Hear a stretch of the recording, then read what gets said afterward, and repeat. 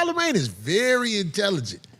He's very intelligent. So for him to have a fake doctor on the show, for him to have Les Hilarious on the show, and these people that he know kicks up negative dust, I'm like, okay, that's his angle. That's what he want to do. So it's a messy show now, in my opinion.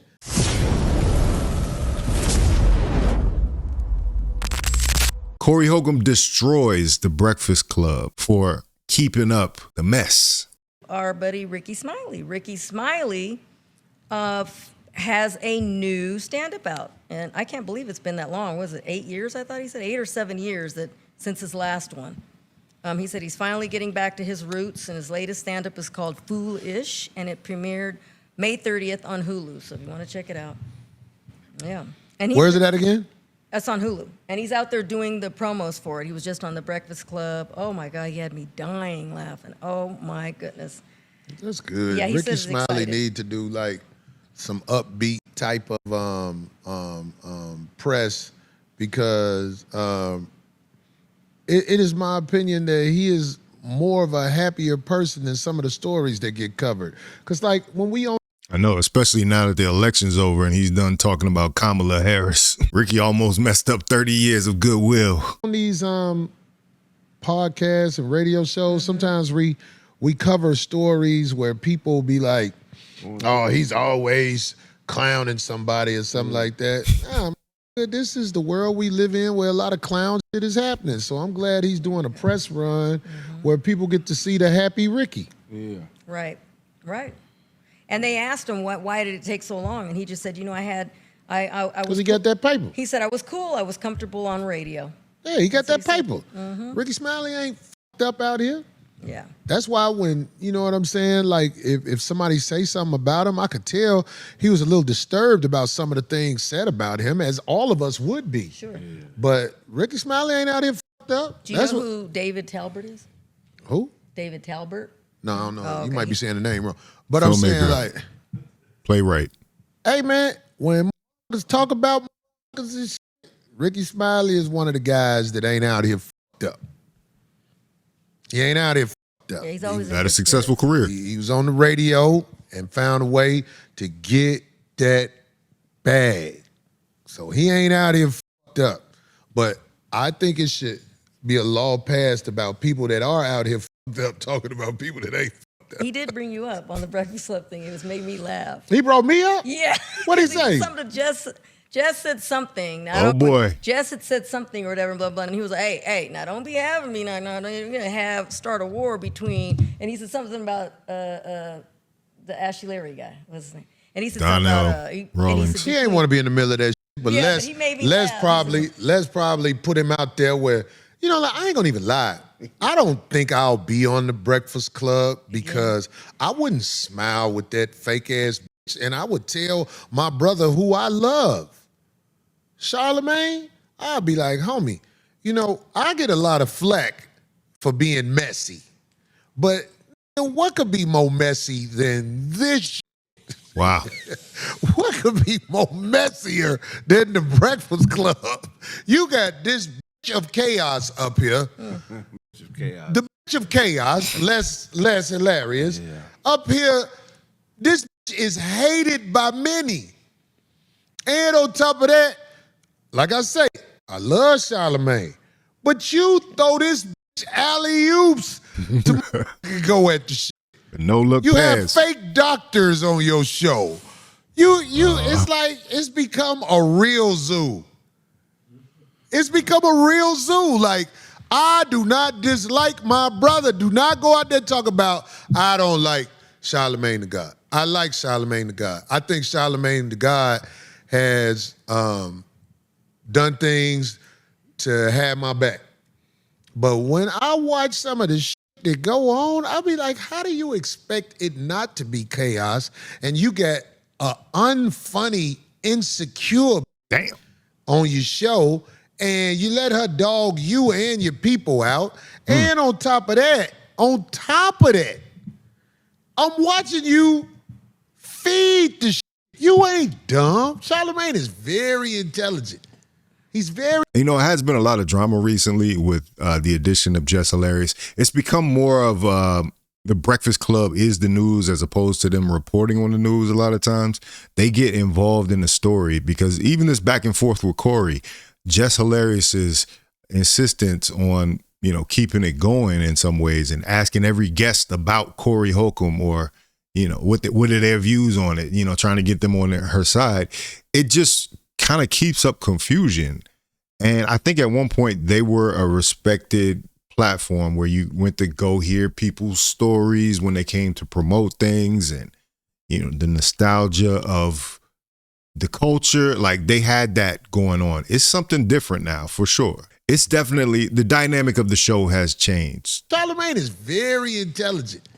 He's very intelligent. So for him to have a fake doctor on the show, for him to have Les Hilarious on the show, and these people that he know kicks up negative dust, I'm like, okay, that's his angle. That's what he want to do. So it's a messy show now, in my opinion. I can't see me coming on the show and not getting attacked because I'm not going to be phony with the shit. I'm going to be like, oh, so here go the fake unfunny. You talked about this at the club and everything, but you never talk about how you killed the audience. You never talked about how you had a good show because you don't have a good show. You unfunny, and I think there are men in this world who like messy bitches around them.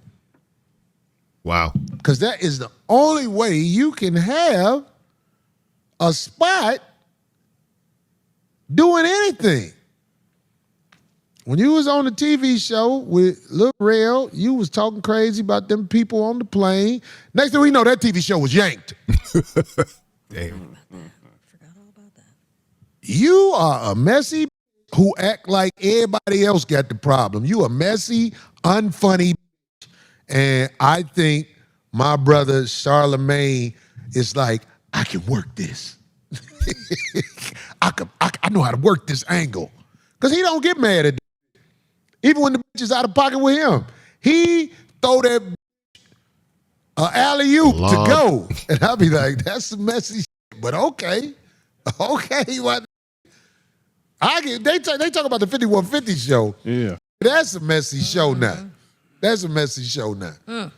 And I don't mean that with no disrespect. That's just my opinion. I say it because my name brought up too much and I ain't even on the show. You got these unfunny ass comics up there talking shit about me. I need to rebuttal. I ain't got to come on the show and don't want to come on the show. I'll go ahead and say it. Yeah, you do need to be on the show. You should have been on the show a long time ago. Everybody that had something to say about you, like that should have been an invitation out there for you to be on the show. I don't know what happened. Like you said, you and Charlamagne are cool, but Corey Holcomb should have been on the Breakfast Club. We should have classic interviews coming out of the Breakfast Club with Corey Holcomb just because that relationship exists. Like Corey was in New York not too long ago. Like, they need to make that happen. I mean, I think it would be good for the ratings of the Breakfast Club anyway, just to see the standoff between Jess and Corey. See what they really gonna say when they're in the room with each other, like, because there's levels to this, It's easy to say things on the internet, obviously, but when y'all together, what is the real energy? And if it's not anything, then, kiss and make up. Or, at least be peaceful. At least be like, yo, we can coexist, man. We don't have to beef no more.